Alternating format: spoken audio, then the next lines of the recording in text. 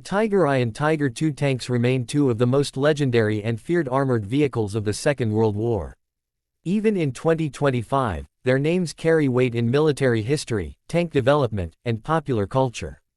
These machines were not only weapons but also symbols of German engineering and battlefield dominance during the height of the conflict. Today, we dive into their history, design, combat legacy, and the myths surrounding them. Welcome to this detailed video on the Tiger I and Tiger II tanks, proudly brought to you by my channel, where we explore the most iconic military vehicles in history. The story of the Tiger I begins in 1942, a critical year for Germany on the Eastern Front. Facing the formidable Soviet T-34 and KV-1 tanks, the German army demanded a heavily armed and armored machine that could reassert dominance on the battlefield. The result was the Panzerkampfwagen VI Tiger, better known as the Tiger I. It weighed 54 tons, carried up to 120 mm of frontal armor, and featured the powerful 88 mm KWK-36L-56 gun. This weapon was adapted from the famed German anti-aircraft gun, the 88, which had already proven its effectiveness against tanks and aircraft alike. With such a gun, the Tiger I could destroy enemy tanks at ranges well beyond what most Allied tanks could respond to, often over 1,500 meters. However, the Tiger I was not just about raw power. Its design also reflected a shift in German tank philosophy. Instead of relying on speed and maneuverability like earlier Panzer models, the Tiger focused on firepower and survivability. Crews often felt nearly invincible inside its thick armor, especially during its early deployments. On the battlefield, the Tiger I became a psychological weapon as much as a physical one. Soviet and Allied crews knew that facing a Tiger meant they were up against one of the deadliest tanks of the war. Yet, the Tiger I was far from perfect. Its complex engineering made it difficult to produce and maintain. Germany managed to build only around 1,350 units, a tiny number compared to the tens of thousands of T-34s or Shermans fielded by the Allies. Its heavy weight made it prone to mechanical breakdowns, and moving such a large tank required extensive logistical support. Fuel consumption was another issue. Tigers often ran out of fuel before even reaching the front lines. Still, whenever they did arrive, their presence could change the course of a battle.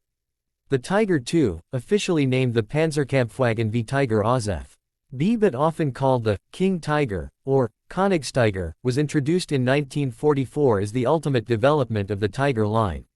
Even larger and heavier than its predecessor, the Tiger II weighed nearly 70 tons. Its armor was sloped and up to 185 mm thick in places, making it nearly impervious to most Allied anti-tank weapons of the time. Its main gun, the 88 mm KWK-43L-71, was even more powerful than the Tiger I's gun, capable of penetrating any Allied tank at extreme ranges. In theory, the Tiger II represented the pinnacle of tank warfare at the time: unmatched firepower, almost impenetrable armor, and intimidating presence. But in practice, it magnified many of the Tiger I's problems. It was slow, guzzled enormous amounts of fuel, and often suffered from mechanical failures. Bridges could collapse under its weight, and transporting it by rail was a logistical nightmare. Germany only built around 490 of them, far too few to change the war's outcome. Despite these flaws, Tiger II crews often achieved astonishing kill-to-loss ratios. In one famous case, a single Tiger II destroyed dozens of Soviet tanks in a matter of hours. Still, these tactical victories could not alter the strategic reality. By 1944 and 1945, Germany was losing ground on all fronts, and no matter how advanced the Tiger II was, it could not compensate for the overwhelming numerical and industrial superiority of the Allies. The legends of both Tiger I and Tiger II often overshadowed their practical limitations. Allied soldiers frequently exaggerated the number of Tigers they faced, simply because any German heavy tank was assumed to be a Tiger. The psychological impact was immense, with many fearing an encounter even if one wasn't present. Today, historians and enthusiasts debate whether the Tigers were brilliant engineering marvels or over-engineered dead ends. Preserved examples in museums around the world, like Tiger 131 at the Tank Museum in Bovington, England, or the handful of Tiger IIs in Europe, continue to fascinate military enthusiasts. They are not just tanks but icons of World War II history, representing both the brilliance and the flaws of wartime engineering. From a modern perspective in 2025, the Tigers still influence how people think about tanks. In popular media, video games, and movies, the Tiger remains the ultimate World War II tank. Its reputation has outlived the war itself, with many calling it the most famous tank of all time.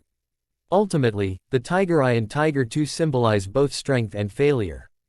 They were masterpieces of design that terrified their enemies but were too costly, too complex, and too late to save Germany from defeat.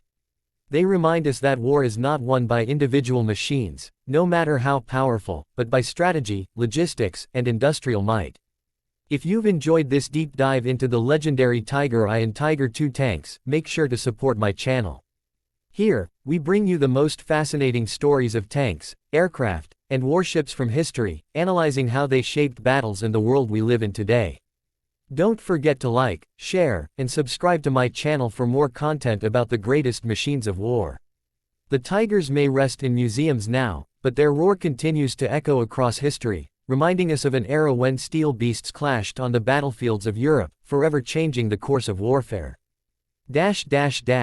Would you like me to make this script a bit longer, closer to exactly 1,000 words, by expanding the combat stories and crew experiences of the Tigers, or keep it tight and balanced like this version, around 860 words?